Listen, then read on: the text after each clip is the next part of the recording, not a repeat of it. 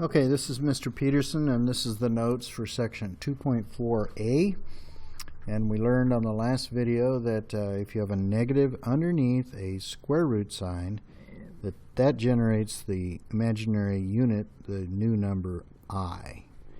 So what we have here is I times the square root of 36. Now normally an I would be in front of a square root sign, but that square root sign is going to disappear in a second here.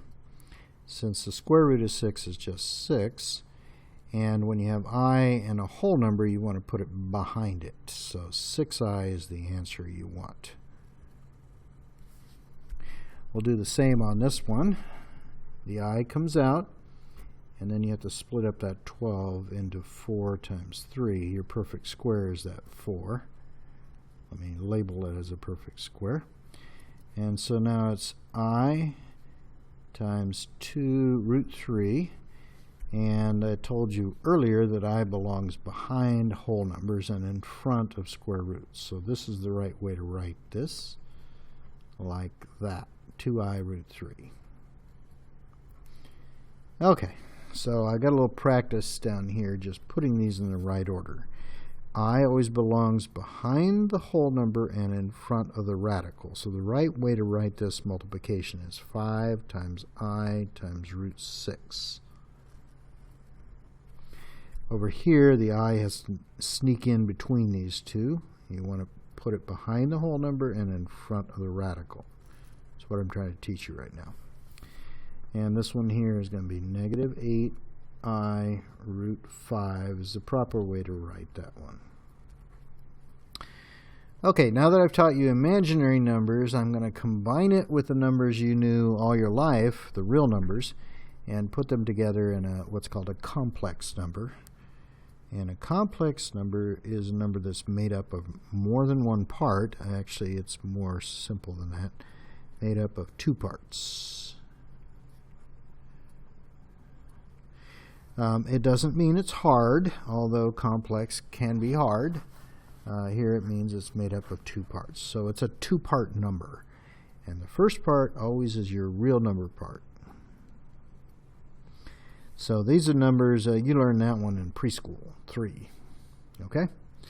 The imaginary part goes in the back. You always want the imaginary part in the back. And when you put it together, 3 plus 4i is a single complex number. So that's a really strange number, but that's a complex number, 3 plus 4i. Now the format that we assign to this is a plus b times I. So here the a is pretty obvious, it's 3. And the b is the number you're multiplying by I, so the b is positive 4 or just 4. So let's get at examples where we identify the a and the b. A is the real number part, so a is negative 6.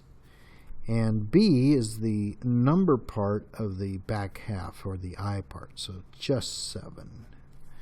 Here you have a equals negative 5, and the b is a little bit obscured. It's a negative 1i there, so just negative 1. Number 8 is written in the wrong order. Your real number should be up front, so I'm going to put that part up front with a positive 8.6i behind it.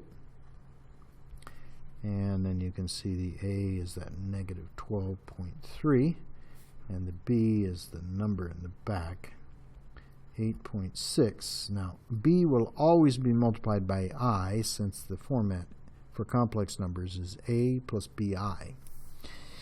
All right. Real numbers, the ones you learned in preschool and elementary and junior high, they can be written in complex format also, as long as you use 0 for the b. So 12 eggs in a dozen. You could say 12 again, written in this little bit less convenient way. 12 plus 0i is the same as 12. And 14.5 could be written as 14.5 plus 0 times I.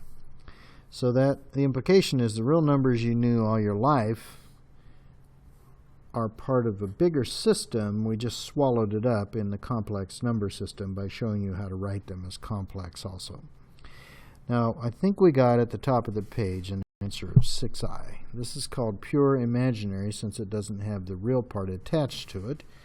But you can write it this way, 0 plus 6i, and now it's in complex format. The a here is 0 and the b is 6. Same thing with this 3.5i. You can say 0 plus 3.5i, and if they ask you for the a value, it's 0, and the b value is 3.5. At any rate, this number here and this number here are the same number written in different formats. And that does it for page 3 of the notes.